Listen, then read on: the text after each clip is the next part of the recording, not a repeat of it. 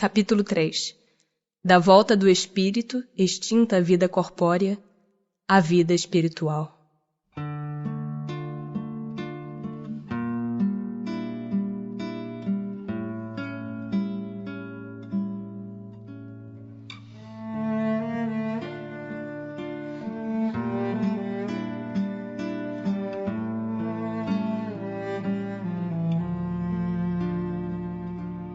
A alma após a morte.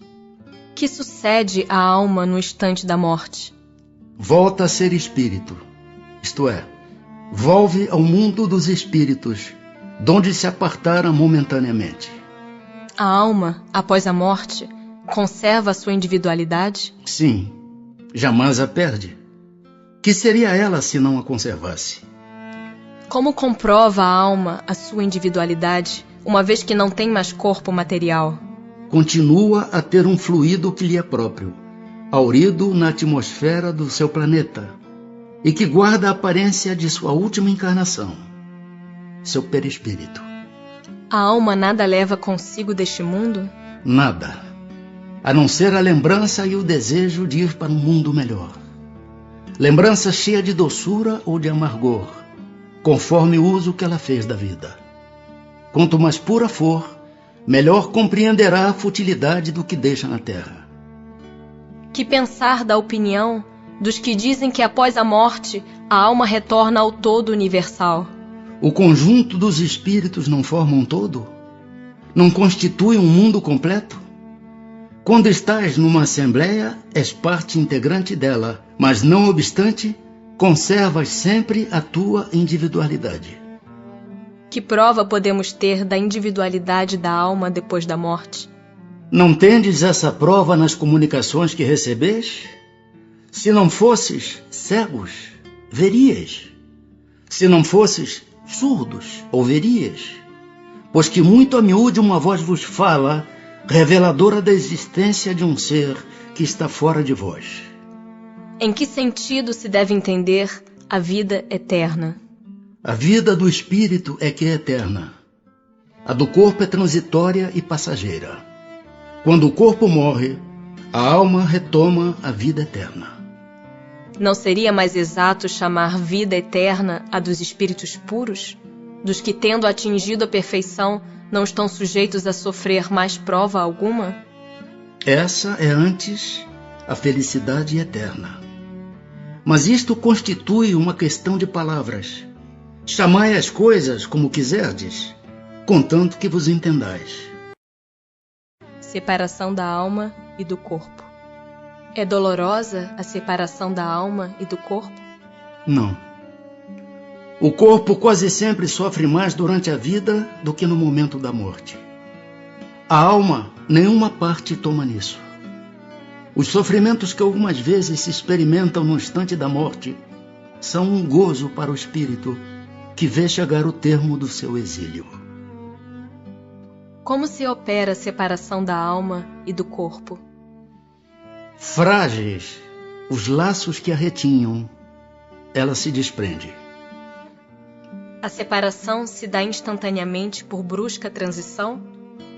Haverá alguma linha de demarcação nitidamente traçada entre a vida e a morte? Não.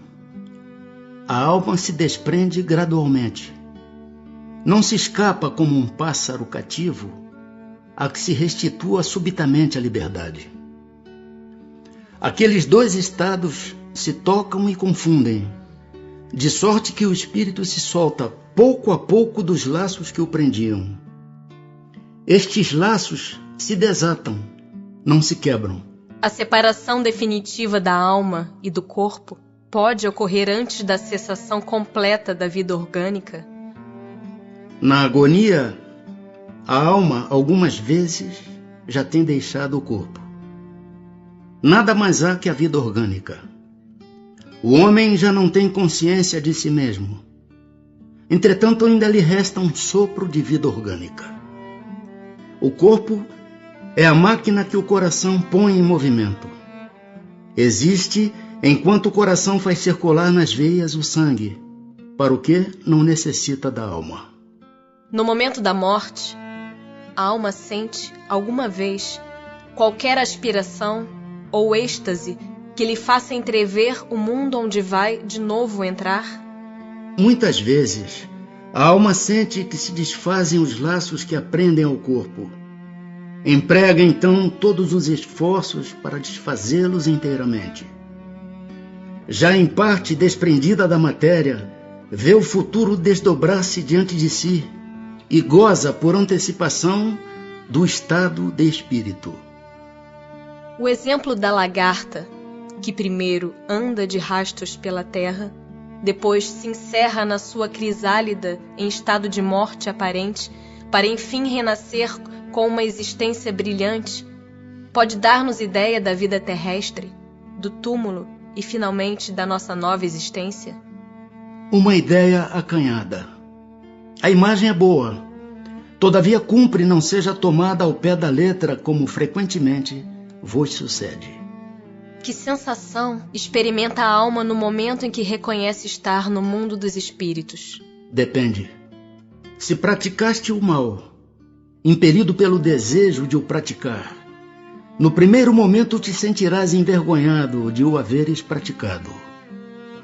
Com a alma do justo, as coisas se passam de modo bem diferente. Ela se sente como que aliviada de grande peso, pois que não teme nenhum olhar indagador. O espírito se encontra imediatamente com os que conheceu na terra e que morreram antes dele? Sim, conforme a afeição que lhes votava e a que a eles lhe consagravam. Muitas vezes aqueles seus conhecidos o vêm receber à entrada do mundo dos espíritos e o ajudam a desligar-se das faixas da matéria. Encontra-se também com muitos dos que conheceu e perdeu de vista durante a sua vida terrena. Vê os que estão na erraticidade, como vê os encarnados e os vai visitar. Em caso de morte violenta e acidental, quando os órgãos ainda não se enfraqueceram em consequência da idade ou das moléstias, a separação da alma e a cessação da vida ocorrem simultaneamente? Geralmente assim é. Mas em todos os casos, muito breve é o instante que medeia entre uma e outra. Após a decapitação, por exemplo, conserva o homem por alguns instantes a consciência de si mesmo? Não raro a conserva durante alguns minutos, até que a vida orgânica se tenha extinguido completamente. Mas também quase sempre a apreensão da morte lhe faz perder aquela consciência antes do momento do suplício. Perturbação espiritual. A alma tem consciência de si mesma imediatamente depois de deixar o corpo? Imediatamente não é bem o termo. A alma passa algum tempo em estado de perturbação. A perturbação que se segue à separação da alma e do corpo é do mesmo grau e da mesma duração para todos os espíritos? Não. Depende da elevação de cada um. Aquele que já está purificado se reconhece quase imediatamente, pois que se libertou da matéria antes que cessasse a vida do corpo.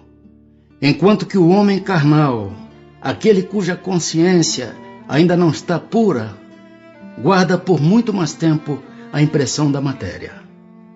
O conhecimento do espiritismo exerce alguma influência sobre a duração mais ou menos longa da perturbação? Influência muito grande. Por isso que o espírito já antecipadamente compreendia a sua situação. Mas a prática do bem e a consciência pura são o que maior influência exercem.